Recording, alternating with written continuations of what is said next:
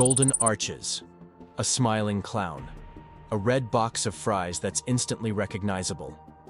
Whether you're in Los Angeles, London, Tokyo, or Cape Town, one brand unites them all: McDonald's.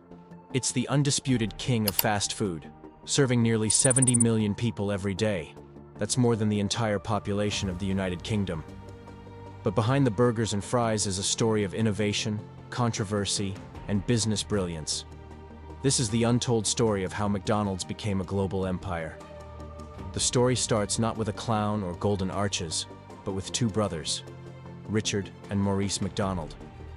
In 1940, they opened a small barbecue drive-in restaurant in San Bernardino, California.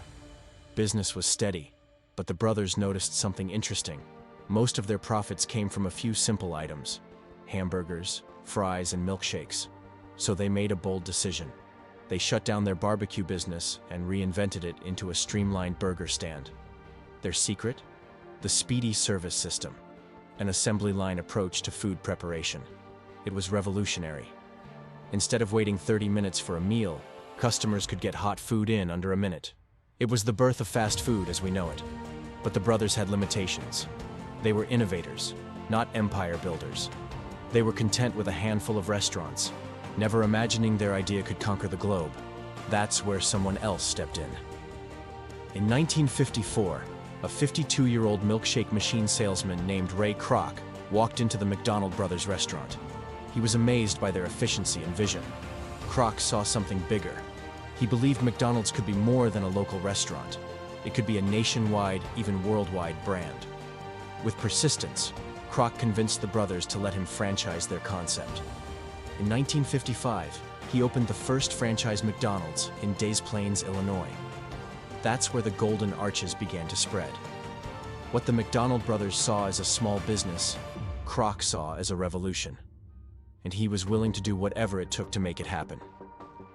Kroc wasn't just selling burgers, he was selling an opportunity. McDonald's pioneered a franchising model that allowed entrepreneurs to buy into the brand, but with strict controls. Every detail, from the menu to the kitchen design, was standardized. That's why a Big Mac in Chicago tastes the same as in Tokyo. But here's the real genius. McDonald's didn't just make money from food. Under Kroc's leadership, the company realized its biggest asset was real estate. McDonald's would own the land and lease it to franchisees.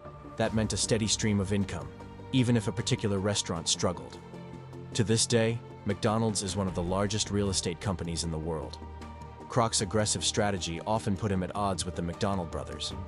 In fact, the relationship soured so much that Kroc eventually bought them out in 1961 for $2.7 million. The brothers thought they had made a good deal, but they had no idea their little hamburger stand would one day generate billions.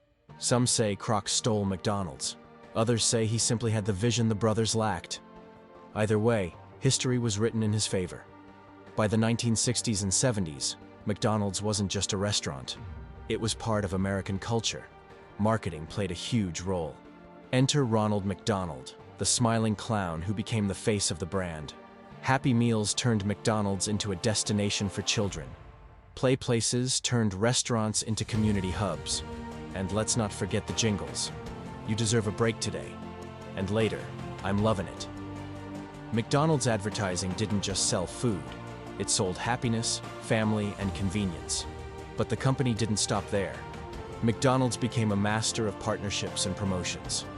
The Coca-Cola tie-in ensured that an ice-cold Coke was forever linked to a Big Mac. Olympic sponsorships turned the brand into a patriotic symbol. And then came the Monopoly game in 1987, one of the most successful marketing campaigns in fast food history. Millions of customers kept coming back, hoping their fries would come with a winning game piece. For children, McDonald's was almost magical. Toys and Happy Meals became collectibles. Some kids even begged their parents to go just for the plastic figurines. McDonald's wasn't just selling food, it was selling childhood memories. McDonald's wasn't only shaping culture at home, it was making statements abroad. In 1990, when the Cold War was ending, McDonald's opened its first restaurant in Moscow. Thousands of Soviets lined up for hours just to taste a Big Mac, a powerful symbol of Western capitalism. In China, McDonald's became one of the earliest Western brands to set up shop, representing modernity and progress. To many, the Golden Arches were more than a logo. They were globalization in physical form. Some praised it as cultural exchange. Others condemned it as cultural imperialism. But whether celebrated or criticized, McDonald's was always noticed. Of course, McDonald's success hasn't come without criticism. Health advocates accuse the chain of contributing to obesity and poor diets.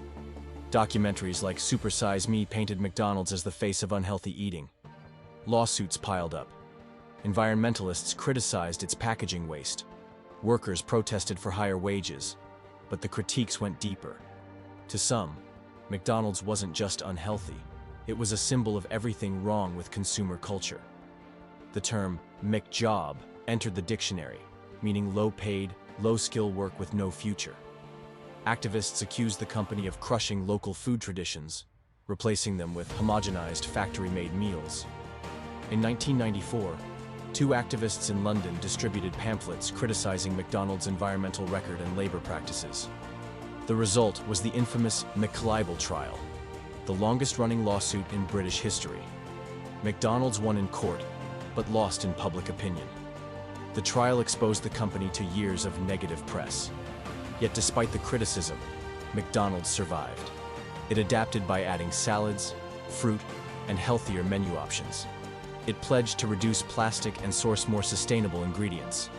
And when workers demanded higher wages, McDonald's often became the focal point of national debates about labor rights. Today, McDonald's operates in over 100 countries with more than 38,000 locations. But what makes it truly powerful is how it adapts locally. In India, you'll find the Makalu Tikki burger. In Japan, the teriyaki burger. In Germany, you can even order beer. This ability to be both global and local has made McDonald's one of the most successful brands in history. Think about it. You can walk into a McDonald's in Cairo, Sydney, or Rio de Janeiro and know exactly what to expect. That consistency, paired with clever local twists, is the secret sauce of its global dominance. So what's next for the Golden Arches? Technology is already reshaping the empire. Mobile ordering, self-service kiosks, and delivery apps are the new frontiers. McDonald's is experimenting with AI to predict orders and robots to cook fries. It's also testing ghost kitchens, delivery-only restaurants with no seating, designed for the app economy. In some markets, McDonald's is experimenting with fully automated stores, where humans play almost no role. But challenges loom. Health-conscious consumers are shifting toward plant-based diets. Competitors like Chipotle and Five Guys appeal to younger generations. And the pressure to reduce carbon emissions will test whether McDonald's can truly be sustainable. Yet if history has taught us anything, it's this. McDonald's has the ability to adapt, survive, and keep serving billions. From a small stand in San Bernardino to the largest restaurant chain on the planet, McDonald's isn't just a fast food company. It's a business empire built on vision, marketing genius, and a little bit of controversy. It's a brand that has been praised, protested, and parodied. A symbol of childhood joy and of globalization's reach. Love it or hate it, one thing is certain. McDonald's changed the way the world eats, forever.